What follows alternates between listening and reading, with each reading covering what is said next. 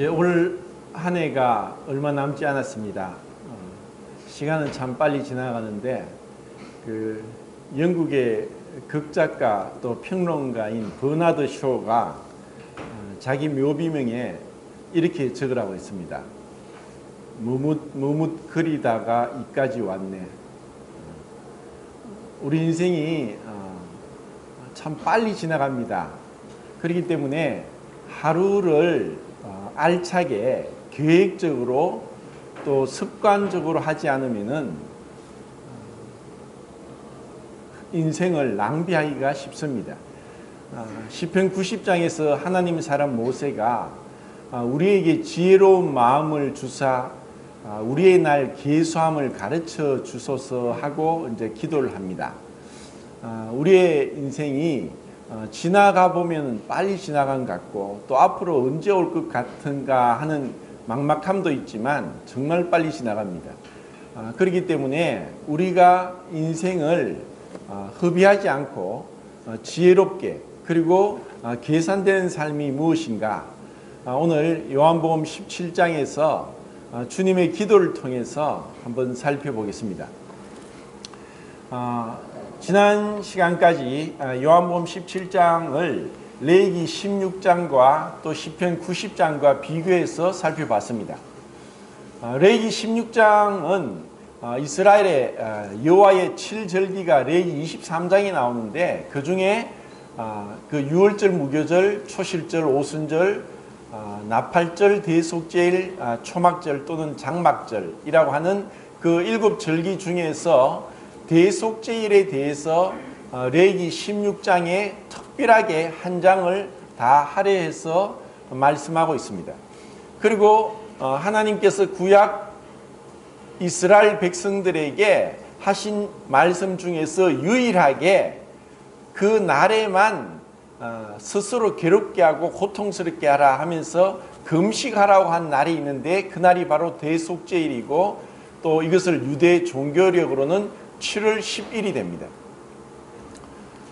이러한 스스로 괴롭게 하고 고통 가운데 금식을 하라고 한 이유는 이 대속제일은 앞으로 오실 예수 그리스도의 십자가에서의 고난과 죽음을 상징하고 있기 때문에 아무것도 하지 말고 금식하면서 그 날을 지키라고 하셨습니다.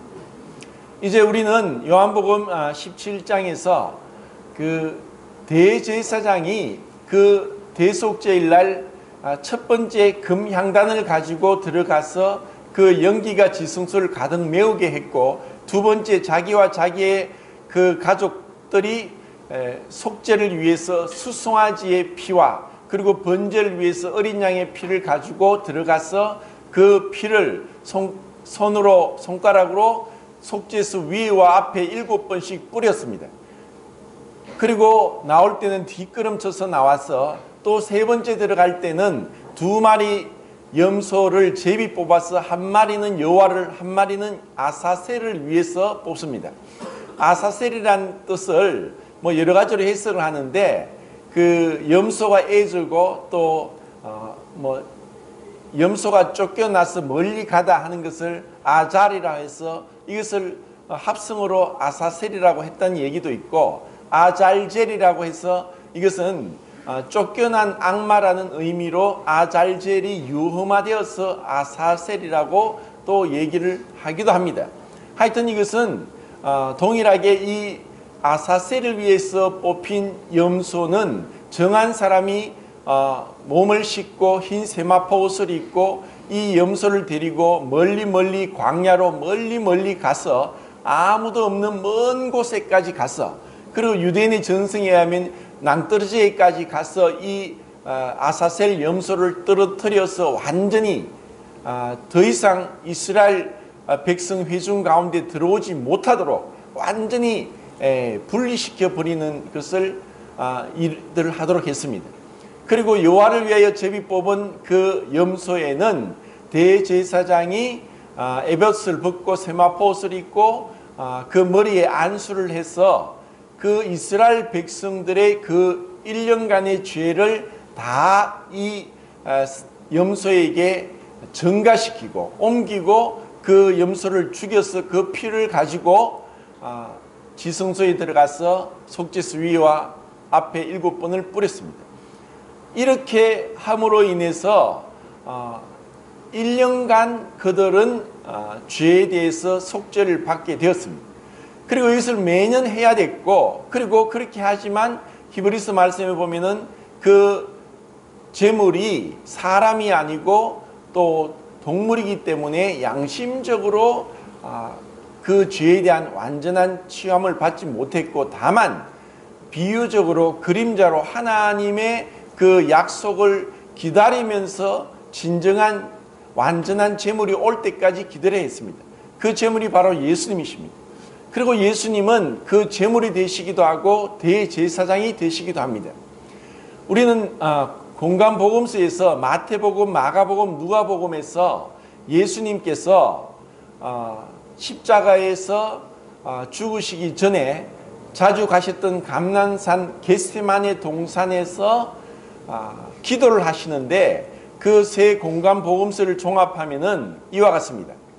예수님은 무릎을 꿇고 얼굴을 땅에 대고 힘써서 애써서 간절하게, 그리고 그 모세혈관이 터져서 그 땀방울에 피가 섞여 나오는 그런 고통스러운 가운데 베드로와 야고보, 요한 3명만 데리고 가서 그들을 기도하게 하고 멀리 또 떨어져서 기도를 하시는데, 아버지 이 잔이 내게서 옮겨지게 하옵소서. 아버지 할 수 있거든. 모든 것이 하나님이 가능하신데 아버지 모든 것이 가능하시지 않습니까? 이 잔이 내게서 옮겨지게 하옵소서 하는 간절한 기도를 3번을 동일하게 하십니다. 그러면서 할 수 있거든 그렇게 하시고, 다만 내 뜻대로 마옵시고 아버지 뜻대로 하옵소서. 우리는 그 겟세마네 동산에서 예수님의 그 고통스러운 기도에 대해서 사실 전혀 모릅니다. 그러면 왜 예수님께서 그렇게 그 겟세마네에서 고통스럽게 기도하시는가? 그것은 단순히 그분이 십자가에서 또 잡혀서 신문받고 조롱받고 침뱉음을 받고 채찍에 맞고 뺨을 맞고 그리고 갈대로 얼굴을 치고 그리고 가시멜관을 쓰고 옷벗김을 당하고 그리고 십자가에서 손과 발이 못이 박히는 그 고통, 그 숨도 쉬지 못할 정도로 그 뼈조각이 붙은 그 채찍에 맞아서 피부 살이 떨어지고 고름이 나고 물과 피가 섞여 나오고, 그리고 그런 말할 수 없는 고통 가운데서 옷을 벗김을 당할 때 그 고름이 옷과 붙어 있다가 떨어지면서 인간이 견딜 수 없는 그 통증, 그 고통을 주님이 당하십니다. 그리고 십자가에서 너무 고통스러워서 그 발에 손에 힘을 주지 않으면 숨을 쉴 수 없을 정도의 그 고통 가운데 있었던 우리는 그것을 알 수 없습니다. 그런데 주님이 겟세마네 동산에서 모든 것을 알고 계시는 그분께서 그런 고통에 대해서 모르실 리가 없고, 왜냐? 우리의 몸에 하나하나 이 백족이 되는 세포를 만들었고 신경세포를 만들고 또 신경 뉴런을 만들고 그리고 고통을 느끼는 감각세포인 온각, 통각 그리고 냉각, 이와 같은 감각세포를 만드신 분이기 때문에 그분은 그 고통에 대해서 다 알고 계십니다.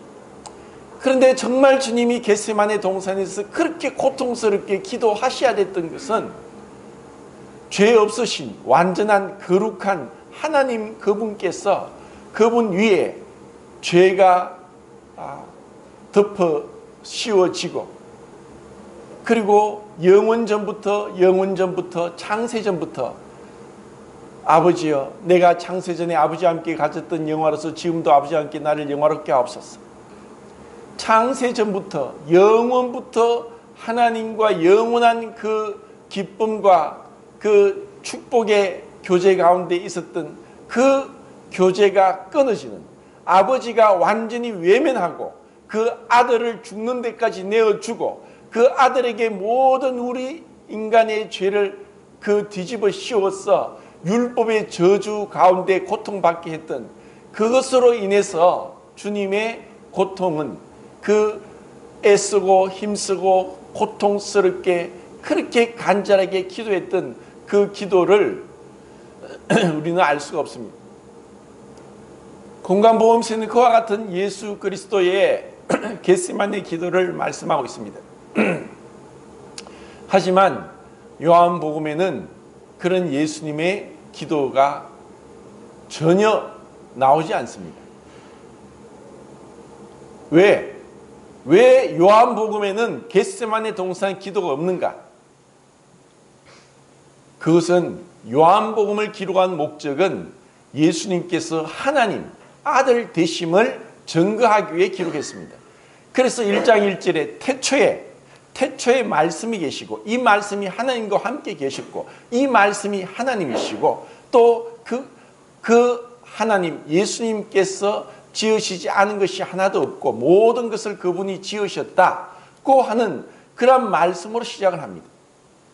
그 하나님 되신 예수님께서 이제 공간복음서에서는 인간으로서 고통스럽게 그런 기도를 하셔야 했지만 이제는 하나님 아들로서 완전히 다른 기도를 하십니다.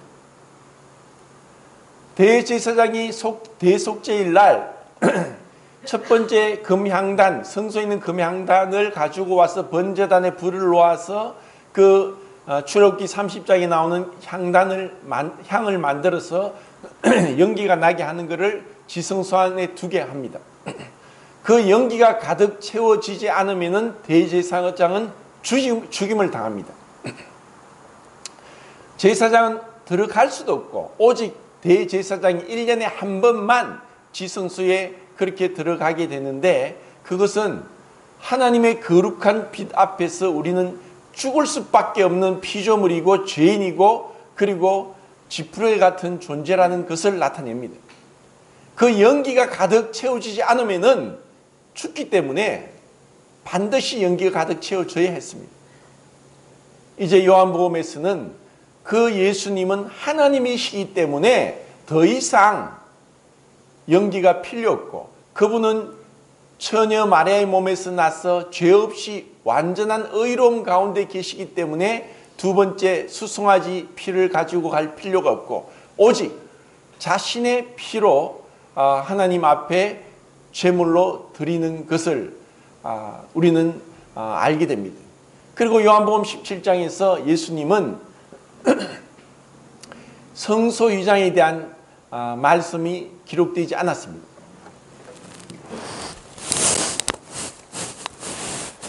마태복음 27장 51절과 마가복음 15장 38절과 누가복음 23장 45절에 성소휘장이 위에서부터 아래까지 그리고 가운데가 찢어지더라고 예수님이 운명하실 때 성소휘장이 찢어졌다는 말 카타페타스마라는 이 휘장에 대해서 공간보험서에 기록하고 있지만 요한복음에는 예수님이 운명하실 때 휘장이 찢어졌다는 말씀이 없습니다. 그것은 요한복음에는 그 휘장이 찢어진다는 말씀을 기록하면 안 됩니다. 이것은 성경이 완전히 성령의 영감에 의해서 기록되었다는 것을 증거하는 것 중에 하나입니다. 어떤 사람들은 복음서가 다 틀린다. 그래서 이것은 인간이 기록했고 오류가 있고 모순이 있다고 할지 모르지만 그것은 하나님을 모르기 때문에 한 얘기입니다. 요한복음에는 예수님 앞에 휘장이 젖혀져 있고 휘장이 없습니다. 왜냐? 그분은 하나님이시니까. 이것은 놀라운 진실을 우리가 여기서 봐야 됩니다. 그리고 예수님은 이제 서서 눈을 들어서 하나님께 기도를 하시는데 그 기도가 하나님 아버지 앞에 얼마나 친근하고 애정 넘치고 다정다감한 그러한 기도로 하는데 26절까지 있는 기도에서 아버지, 아버지, 아버지라고 40번이 언급됩니다. 우리는 이 예수님의 이 땅에서 오셔서 그렇게 기도하시는 걸 통해서 무엇을 배울 수 있느냐? 히브리서 5장을 보겠습니다.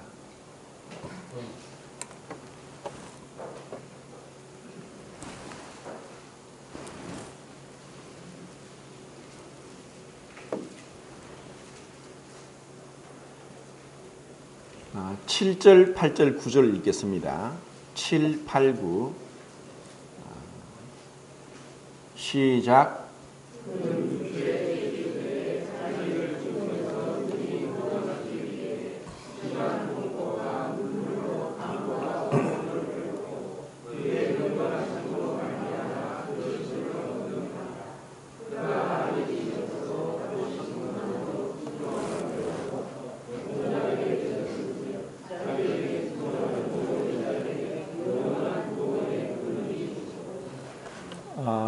이 말씀은 예수님께서 이제 겟세마네 동산에서 기도하시는 것에 대한 해석을 히브리서 기자가 하고 있습니다. 우리는 이 히브리서 5장에서 말씀하시는 그 예수님의 그 기도를 어떻게 보아야 되느냐? 사실 하나님 앞에서 우리가 하나님께 범죄하고 하나님 앞에 고통 가운데서 경외함으로 인해서 하나님께 기도해야 될 것을 예수님이 기도하십니다. 왜냐? 우리는 이미 하나님을 떠났고 불순종한 가운데 있고 하나님의 창조를 받은 피조물임에도 불구하고 피조물이 감히 하나님과 같이 되고자 해서 하나님을 떠났습니다. 마땅히 지음을 받은 물건이 지었던 자에게 순종하고 복종하는 것이 당연함에도 불구하고 피조물로서 우리는 하나님을 떠났습니다. 창조주를 배반했고 반역했고 그리고 감히 하나님 자리에 도전했습니다. 이것이 우리가 하나님께 얼마나 고통스럽게 회개하고 나와야 되는 것을 주님은 그렇게 하고 계십니다. 그리고 우리는 그분의 구세주의 그 구원주 되시는 그분의 사역으로 인해서 우리가 온전하게 구원받게 되는데 예수님께서 그렇게 고난을 통해서 순종을 배웠다는 말씀은 구세주로서 그리스도로서 그분은 완전하시지만 그리스도로서는 반드시 이와 같은 과정을 거쳐야 된다는 것을 우리에게 가르쳐주고 있습니다. 주님께서 배워야 될 것이 있는 분이 아니라 부족한 분이 아니라 그런데 여기서 말씀하는 것은 우리의 구원자가 되기 위해서는 하나님으로서가 아닌 사람으로서 이와 같은 고통스러운 기도와 또 고난과 그리고 순종을 배워야 될 필요가 있었습니다. 그런데 우리는 어떻습니까? 본질상 진노의 자녀다. 불순종의 자녀다. 하나님 말씀에 순종하는 것이 마땅하고 당연하고 지극히 당연한 일인데 우리는 마음에서부터 불만, 원망, 불평, 온갖 시기 질투, 그리고 불순종, 그리고 불순종할 뿐 아니라 거역하고 반역하기까지 하고 외면하고 무시하고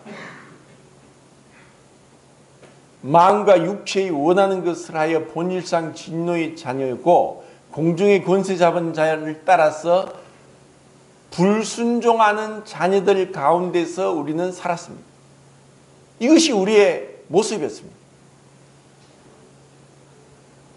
우리에게 이 예수님의 그 순종을 통해서 영원한 구원의 권한이 되신다는 것은 예수님의 한 번에 단번에 그리고 완전한 순종을 통해서 우리의 모든 불순종, 우리의 모든 죄들, 우리가 하나님께 반역하고 하나님 앞에 불명예를 끼쳤던 그 모든 것에 대해서 주님께서 육신을 입고 오셔서 완전한 순종을 함으로 인해서 우리로 하여금 예수님을 믿고 순종할 때 우리도 예수님이 하나님 아버지 앞에 완전한 순종을 한 것처럼 우리에게 그렇게 여겨지도록 하는 그 놀라운 증가, 우리에게 그 순종을 옷 입히기 위해서 예수님께서 이와 같이 하셨습니다.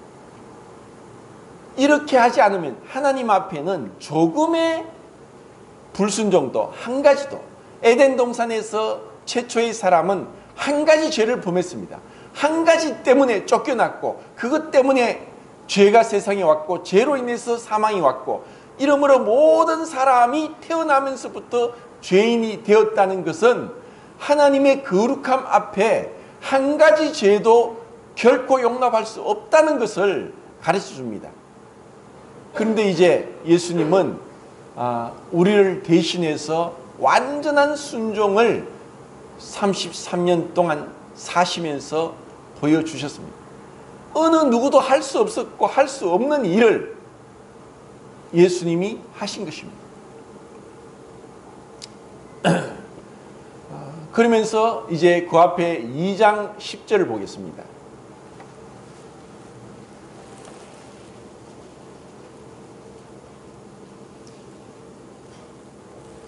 자, 읽겠습니다. 시작.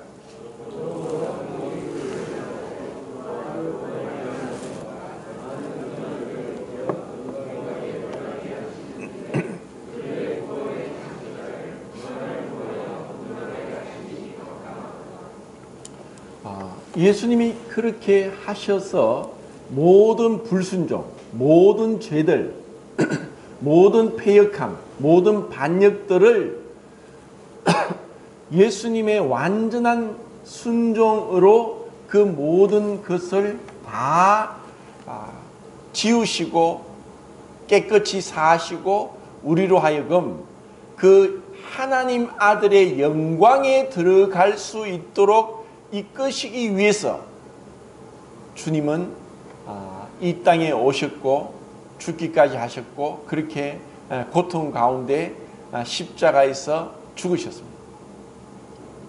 하나님이 우리에게 주고자 했던 것은 지금 우리가 다 헤아릴 수 없습니다. 지금 우리가 이 육신을 입고 이 세상을 살고 있지만 이 세상이 얼마나 아름다운지를 너무나 모릅니다. 그걸 알고 있습니까? 이 세상이 얼마나 아름다운지를. 그런데 우리가 장차 누리게 될 하늘의 영원한 영광은 흠 하나 없고 티 하나 없고 부족함 없고 불완전함이 없고 완전한 영원한 끝도 없는 그 영광 가운데로 우리를 이끌어 가시기 위해서 주님이 이 땅에 오셨습니다.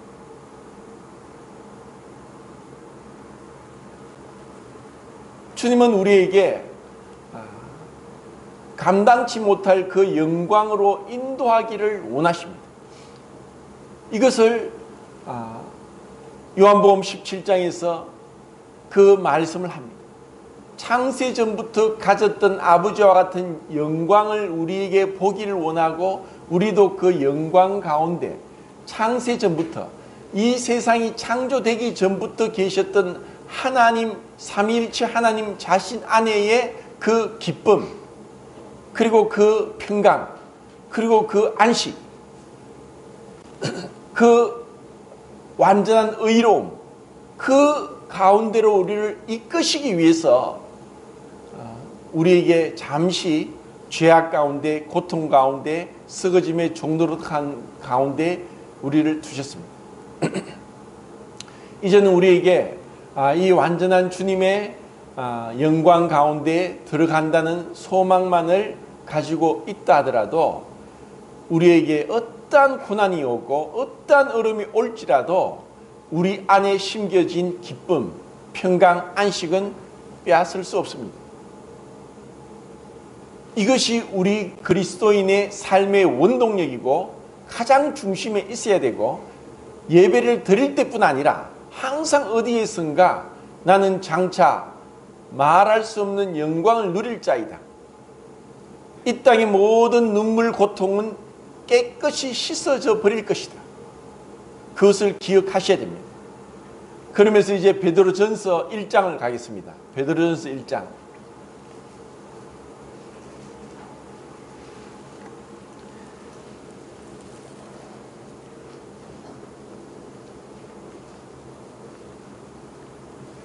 (2) 절입니다. 1장 2절을 읽겠습니다.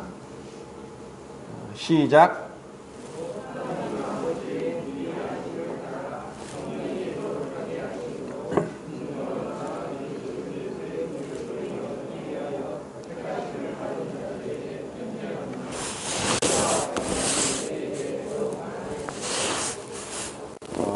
성경에서 우리 구원을 서면은 어떠냐 하면은, 사실 이것은 굉장히 이제 중요한 부분이고 어려운 부분인데 대부분은 이러한 얘기를 잘 하질 않습니다. 왜냐하면은 또 여러 가지 난제에 봉착하기 때문에 이것을 사람들이 꺼려하는 부분이지만, 그래도 이것은 중요하기 때문에 아셔야 되고, 이러한 부분에 여러 가지 말들은 논쟁거리가 되지만 진실이기 때문에 아셔야 됩니다. 우리의 구원은 창세전에 하나님의 무조건적인 선택과 예정으로 이루어졌고, 때가 참에 이제 부르심을 통해서, 이것은 성령의 우리의 마음에 성령이 이 베드로전서 1장 2절에 읽은 처럼 하나님의 미리 아심과 성령의 거룩하게 하심으로 순종, 이 부르심을 통해서 우리는 회개와 믿음과 순종이란, 우리가 이것을 구원이라고 하는데 이것은 동일한 것입니다. 이렇게 믿음이 따로 순종이 따로 아니라 믿음과 순종은 동일한 것이고, 이것은 회개를 통해서 이루어집니다. 그러면서 우리는 의롭다함을 얻게 되고 양자로서 하나님 앞에 받아들여지게 되고, 그리고 점진적인 성화가 이루어지고, 이것을 성도의 견인, perseverance of saints라고 하고, 그리고 영화 가운데 들어갑니다. 우리가 하나님의 은혜로 의롭다함을 얻었으면은 이 칭의는 시작된 영화고, 영화는 완성된 칭의다. 자, 히브리서 2장에 10절에 읽은 것처럼 우리를 영광에 이끌어 가신다. 그 영광에 이끄시기 위해서 이미 그분은 창세전에 이 세상을 창조하기 전부터 그분의 마음속에 그 넘치는 사랑으로, 거룩함으로, 의로움으로 이 모든 것을 계획하시고 시작을 하셨습니다. 우리는 그것을 절대로 모릅니다. 우리 인간도 어떤 일을 하는데 미리미리 계획을 합니다. 다음 주에 모임날 행사하는데 각자 선물을 가지고 와서 나누게 하고 뭐 이런 식으로 계획을 해서 일을 진행합니다. 하나님은 무작정 계획 없이 되는 대로 하신 분이 아니라 완벽한 설계, 계획 가운데 예정하시고 선택하셨습니다. 이것은 우리가 이것을 다 얘기할 수 없습니다. 그리고 그 하나님의 예정과 선택에 의해서 언젠가 모르게 하나님이 우리에게 구원의 역사를 이루고 가시는데, 전혀 교회와 상관없이 또 하나님과 상관없이 내 마음대로 마음과 육체에 원하는 것을 하여 불순종하며 내 마음대로 살았던 자에게, 내 배가 신이요 이 세상에 사는 것이 다 목적이고 그렇게 살았던 자에게 여러 가지 하나님이 성령에 거룩하게 하시는 사역을 하면서 우리의 마음을 깨뜨리시고 낮추시고 부수시고 우리의 죄를 보게 하시고 우리의 이 추악함, 내 자신의 실상을 깨닫게 하시고 그래서 오호라 나는 공고한 사람이로다 하면서 정말 어찌할 수 없는 가운데 내가 어떻게 하면 되겠습니까 하는 그런 가운데 성령의 거룩하게 하심으로 순종함으로 우리를 이끄셔서 예수 그리스도의 십자가의 피를 통해서 속죄함을 받도록 인도하신다는 것입니다. 우리는 그것을 다 모르지만 하늘나라에 가면 알 겁니다. 우리의 출생의 비밀, 우리의 조상의 조상들에 있었던 그런 모든 죄들, 그리고 우리가 나면서부터 머리부터 발끝까지 성한 곳이 없고 죄악투성인, 끊임없는 반역, 불순종, 폐역, 그리고 온갖 음란한 온갖 죄악들 가운데 사로잡혀 있던 우리에게 성령님이 역사하십니다. 우리 마음을 무너지게 합니다. 깨뜨립니다. 이 세상이 헛된 것을 보게 하고 내가 얼마나 더럽고 추악한 자인지 깨닫게 하십니다. 스스로 이 죄를 씻어버릴 수 없고 어떤 수를 써도 할 수 없다는 것을 깨닫게 하십니다. 그러면서 구원의 사역은 하나님께서 이렇게 하십니다. 이것을 이미 삼위일체 하나님은 계획하셨고 완벽하게 이것을 이루셨습니다. 지금도 그분은 역사하고 계십니다. 지금도 예수님은 요한복음 17장에서 그 대제사장의 기도를 드렸던 기도를 지금도 우리를 위해서 하나님 보좌 우편에서 기도하고 계십니다. 그것이 요한복음 8장 26절, 32절, 34절에 있습니다. 그러면서 이렇게 우리에게 주고자 했다. 요한복음의 한 절 한 절을 이제 살펴보려면 시간이 많이 걸리기 때문에 우선은 그 영생에 대해서 살펴보겠는데, 이 영생은 조의 아이오니오스라고 해서 이 조에는 피조된 이 생명, 모든 것은 우리 인간이 지금 만든 것이고, 그리고 인간이 만든 것 외에는 다 하나님이 만든 겁니다. 우리 인간은 하나님이 만든 것 안에서 그것을 만들어냅니다. 그래서 히브리어에 보면 창조하다는, 만든다는 단어가 빠라, 아사, 야탈 이렇게 세 가지가 나오는데, 무에서 유를 창조한 그 말씀을 할 때 빠라라는 단어를 씁니다. 무에서 유를 창조하실 분은 하나님밖에 없습니다. 이것을 라틴어로 엑스 니힐로라고 하는데, 하나님만이 무에서 유를 창조합니다. 우리 인간이 만드는 것은 하나님이 창조한 재료에다가 뭔가를 자꾸 더하고 빼고 나누고 이렇게 하면서 만드는 것입니다.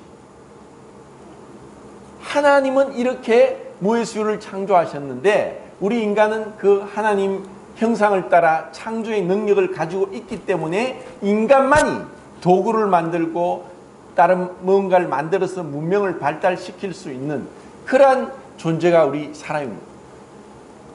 우리 인간이 아무리 훌륭한 그러한 제품을 만들고 기계를 만들었다 할지라도 우리 몸에서 난 자식과는 비교가 안 됩니다.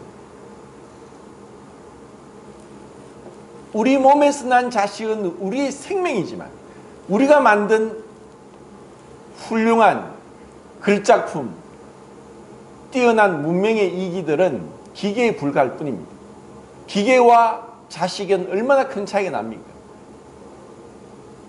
이것처럼 하나님께서 모든 것을 다 만드셨는데 만들지 않은 하나님의 생명, 그것을 조에라고 합니다. 이에 비해서 다른 생명은 비오스입니다. 이것을 이제 영어의 바이오 해서 바이올로지 하면 생물학이라고 되는데, 이 헬라어 비오스에서 바이올로지라는 단어가 나왔습니다. 하나님이 만든 이 인간은 무생물을 만들지만 생물을 만들 수 없습니다. 하나님은 생물을 만드셨죠. 그런데 이것은 생물이지만 유한한 생물입니다. 유한한 생명. 그런데 하나님은 조에 피조되지 않은 하나님 자신의 영원한 생명, 이것을 우리에게 주고자 하신 것입니다. 그리고 아이오니오스라는 영원한이라는 뜻은 원래 무슨 뜻이냐? 시작도 끝도 없다는 것입니다. 그래서 영생은 우리가 죽어서 영원히 사는 것이 아니라 지금 예수 그리스도 앞에 회개하고 믿음으로 순종하면은 그 영원한 삼위 하나님 되신 성령님께서 우리 마음에 오시는 것입니다. 이것이 에베소서 1장 13절입니다. 너희가 진리의 말씀 곧 구원의 복음을 듣고 마음으로 믿어 약속의 성령으로 인치심을 받았으니, 우리가 그 진리의 말씀 구원의 복음을 마음으로 듣고 믿고 순종하면은 하나님이 약속하셨습니다. 그 영원한 성령님을 우리 안에 주시겠다는 거예요.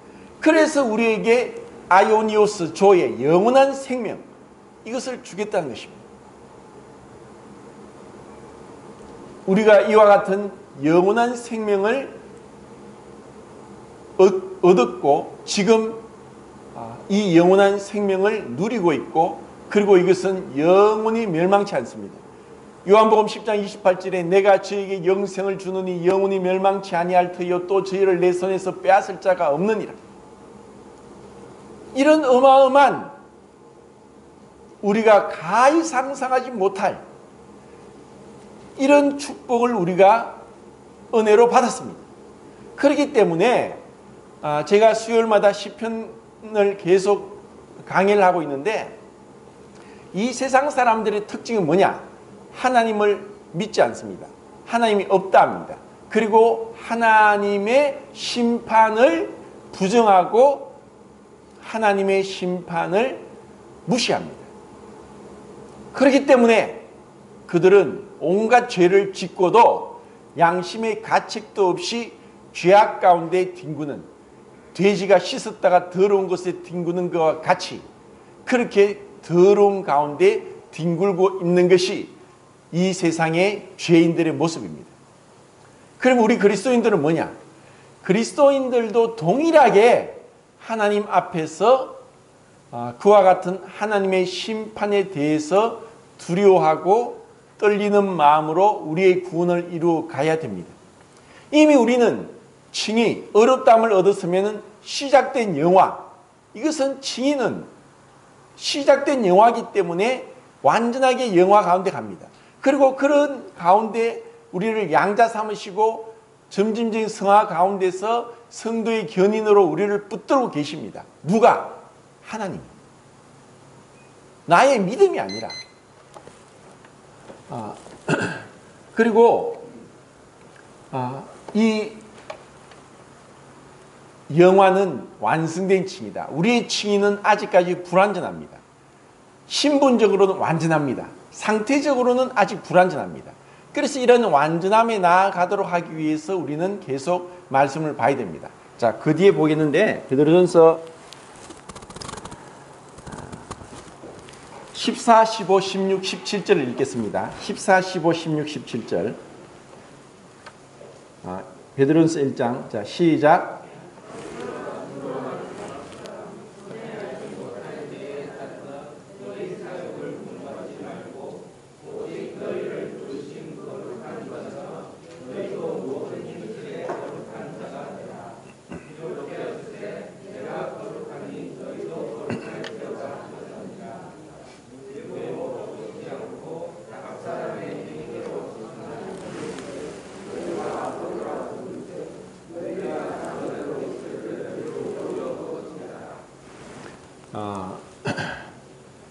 우리가 이제 성령의 거룩하게 하심으로 순종함과 예수 그리스도의 피부를 얻기 위하여 택하심을 받았다면은 이제 우리 안에 그 믿기 전에, 구원받기 전에 있었던 불순종의 이 씨앗들을 하나하나 벗어버리는 것이 점진적인 성화이고, 이제 예수님께서 완전한 순종을 함을 통해서, 고난을 통해 순종함을 배우고 심한 통곡과 눈물로 하나님을 경외하심으로 기도함으로 인해서 완전한 구세주로서의 모든 것을 완성하고 이루신 것처럼, 이제 우리가 믿음 안에 사는 것은 하나님 앞에 순종하면서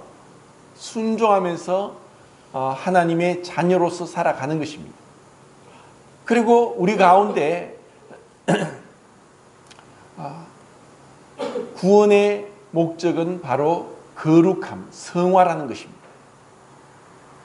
구원의 목적은 단순히 내가 믿고 죽어서 천국 가는, 마치 그 천국행 티켓을 사거나 아니면 천국행 보험에 가입하는 것이 아닙니다.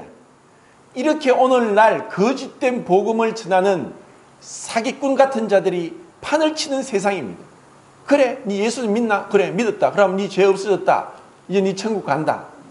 이런 헛된 거짓말로 이 영광스러운 구원의 복음을 흐리게 하고 오염시키는 그런 자들이 너무 많습니다.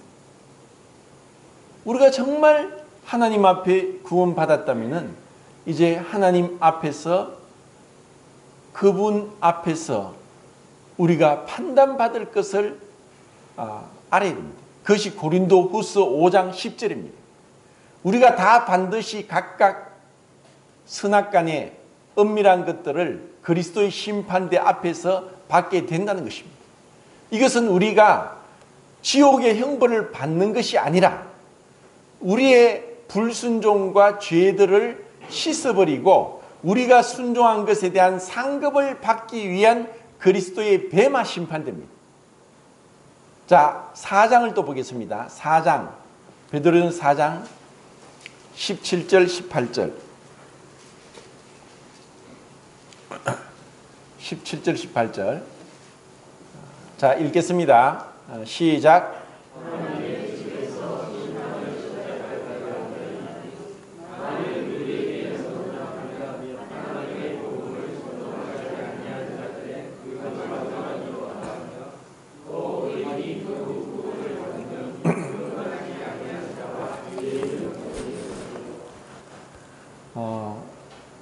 그 마지막 때는 점점점 가까이 오고 있습니다.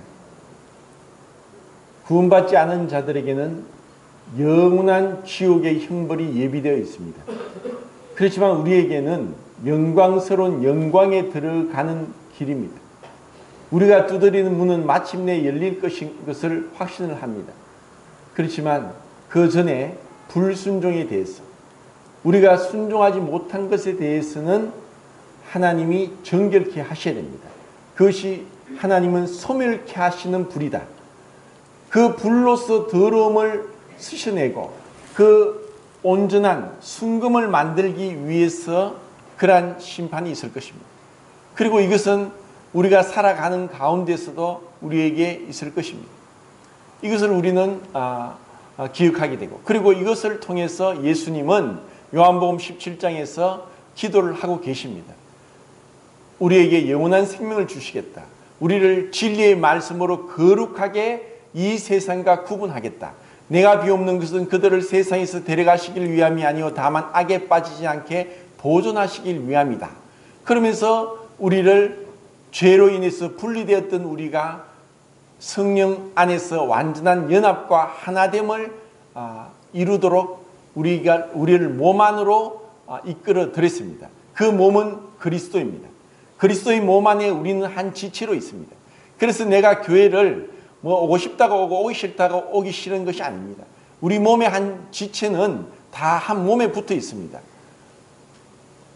이와 같이 우리 많은 사람이 그리스도 안에서 한 몸이 되어 서로 지체가 되었다. 고 하면서 우리는 한 몸의 지체가 되도록 불러주셨습니다. 우리는 이 하나된 가운데 사랑을 실천하기 위해서 이곳에 있는 것입니다. 이 기도에 대해서 말씀을 하면서 찾은 구절인데 로마서 8장을 또 보겠습니다. 로마서 8장.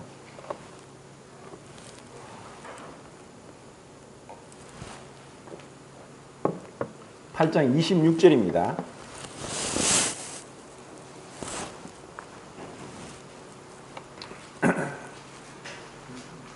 (26절) 시작.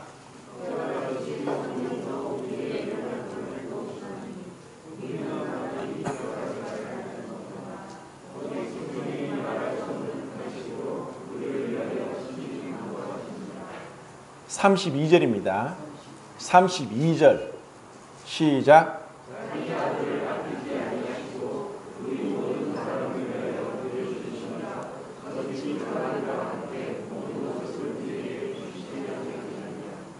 34절입니다. 시작.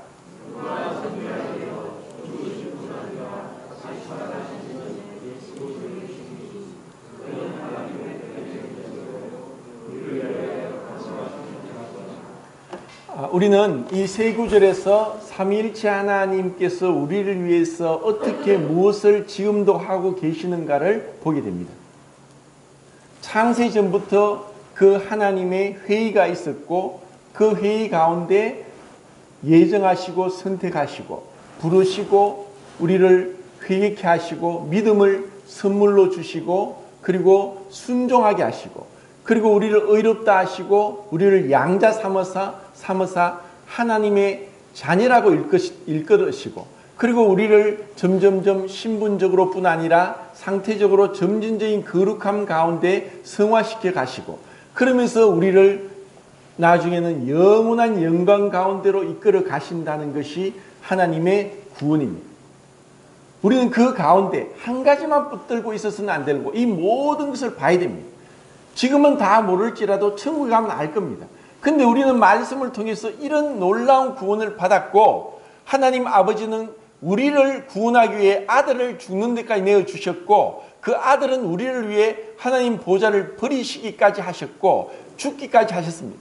그리고 성령님은 우리를 위해서 우리가 태어나기 전부터 우리의 모든 걸 알고 계시면서 우리의 마음을 계속 움직이면서 우리를 주님을 믿을 수 있도록 역사하셨습니다. 얼마나 감사한지 모릅니다. 그리고 이제 29절 읽겠습니다. 29절 시작.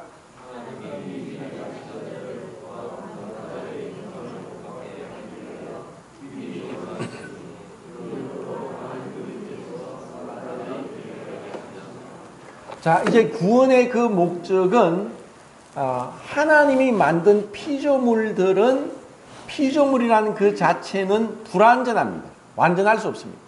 그런데 완전한 분은 하나님밖에 없고 하나님 아들, 그 아들의 형상을 본받게 하기 위하여 미리 정하신 자를 부르시고 우리를 그 아들의 형상을 본받도록 우리를 지금까지 이끌어 주셨습니다.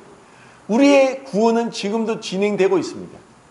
이미 우리는 과거적인 의롭다함을 받는 것에 머무는 것이 아니라 점진적인 성화 가운데 그 아들의 형상, 그리스도를 닮아가도록 우리를 이끄셨고 이제 그분은 우리를 맏아들이라고 그분이 말하면서 우리는 그분의 아들로 양자 삼아 주셨습니다. 그리고 그 양자 삼음은 영원한 것입니다. 그래서 예수님이 요한복음 20장 17절에서 부활하시고 나서 내 아버지 너희 아버지 내 하나님 너희 하나님 내 형제 곧 너희 형제라고 하면서 이제 새로운 가족 가운데로 우리를 이끌어 주셨습니다. 얼마나 놀라운 축복입니까?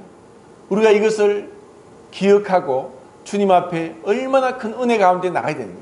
그리고 예수님은 이제 기도하면서 예수께서 눈을 들어 하늘 우러러 이르시되 아버지여 때가 이르렀사오니 아들을 영화롭게 하사 아들로 아버지를 영화롭게 하게 하옵소서.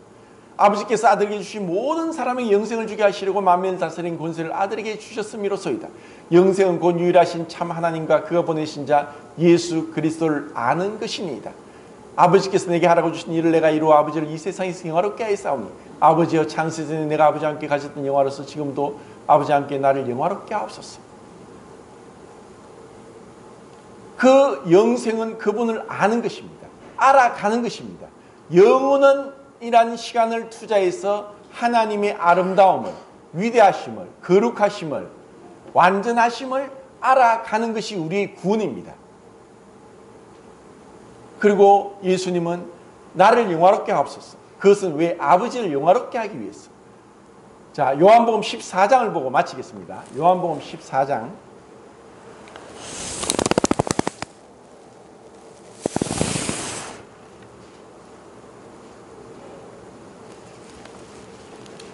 14장 13절 14절입니다. 13절 14절 읽겠습니다. 요한복음 14장 13, 14 시작.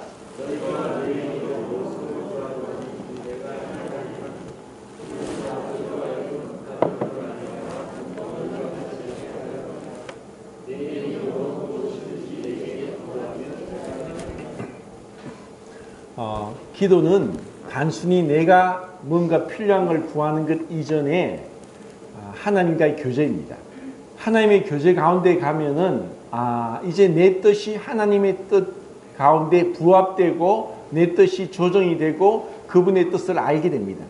그러면 우리는 그분의 뜻 안에서 무엇이든지 구할 때 기도를 응답하시겠다고 하는데 이것은 그 아들로 인해서 아버지께 영광을 돌리기 위함입니다.